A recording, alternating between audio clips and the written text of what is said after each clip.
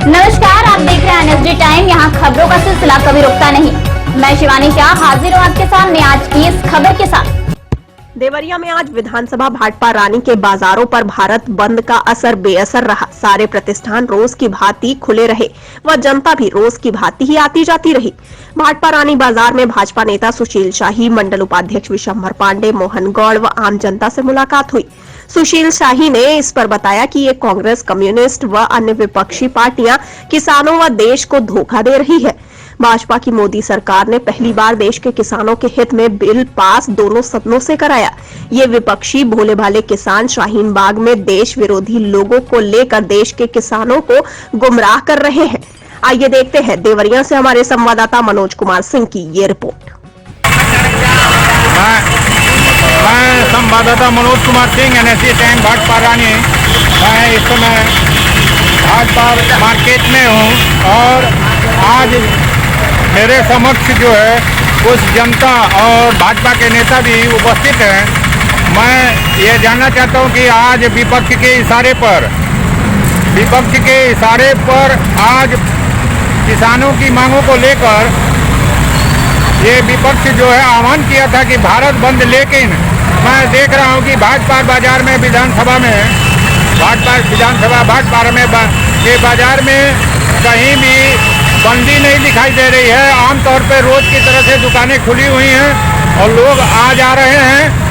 और इसके बारे में मैं वरिष्ठ भाजपा नेता सुशील शाही जी से ये जानना चाहूँगा कि इस पर आप क्या कहना चाहेंगे।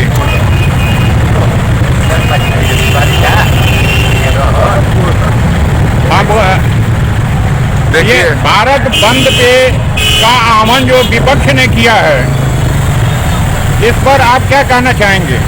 देखिए, विपक्षी दलों के पास कोई मुद्दा नहीं है। 70 सालों में इन्होंने किसानों की कोई चिंता नहीं किया। पहली बार अगर देश में कोई सरकार है जो सरकार किसानों के हक में, किसानों के पक्ष में, गरीब आवाम के पक्ष में अगर कदम उठा रही है, इनका जनाधार खिसकता जा रहा है। पिछले सारे चुनाव को आप देख ले, चाहे उपचुनाव हो, चाहे वो आम चुनाव हो, चाहे वो नगर निगमों के चुनाव हो, विपक्षी दलों का जनाधार समाप्त हो गया है। अब ये जनता के बीच में कोई रचनात्मक भूमिका इनकी नहीं रह गई है। ये अपना आधार तलाशने के लिए राष्ट्र विरोधी तत्वों को, किसानों को, मजदूरों को बरगला रहे हैं और उनके साथ ये धरना प्रदर्शन आंदोलन में जुट जा रहे हैं। जैसे शाहीन बाग में जुटे, कश्मीर के सवाल पर ये आतंकवादियों के समर्थन में है। पाकिस्तान और चीन के मुद्दे पर भी ये दूसरे देशों के, दुश्मन देशों के पक्ष में बयानबाजी कर रहे हैं।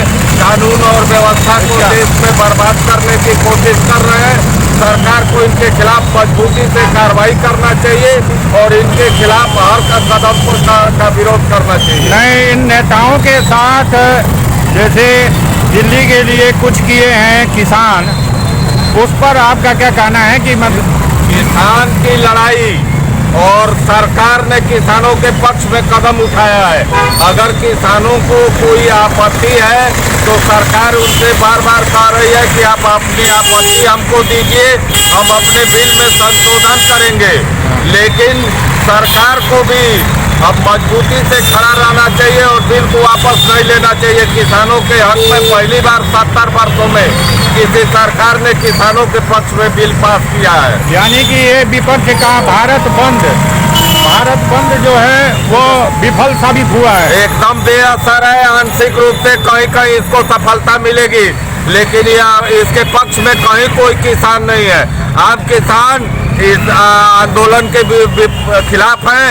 केवल कुछ मुट्ठी भर किसान जो इन विपक्षी दलों के इशारे पर, कम्युनिस्टों के इशारे पर और कांग्रेसियों के इशारे पर पैसा लेकर के ये आंदोलन कर रहे हैं। इस आंदोलन का कोई औचित्य नहीं। अभी कामरेड के नेता साधु शरण जी मिले थे, उन्होंने ये बताया कि आप मतलब सरकार जो है व्यापारियों को प्रतिबंधित करे कि जो सरकार रेट सरकारी गोदाम में ले रही है वही रेट जो है ये व्यापारी भी लें। नहीं, ये मांग उचित है, इस पर विचार किया जाना चाहिए। और इस पर गंभीरता से विचार किया जाना चाहिए। लेकिन पहले कम्युनिस्ट नेताओं को चाइना ने जो भारत की भूमि हड़पा है उस पर, और जो आज चाइना से भारत का विवाद सीमा पर चल रहा है उस पर अपनी स्थिति स्पष्ट करना चाहिए। धन्यवाद। मैं संवाददाता मनोज कुमार सिंह, एनएसडी टाइम भाटपारा रानी। इस कड़ी में बस इतना ही। ताजा तरीन खबरों के लिए बने रहिए एनएसडी टाइम्स के साथ। मुझे दीजिए इजाजत। नमस्कार। एनएसडी टाइम्स की खबरों से अप टू डेट रहने के लिए चैनल को सब्सक्राइब करें, लाइक करें, शेयर करें और कमेंट करें, और साथ ही साथ बेल आइकन दबाना ना भूलें।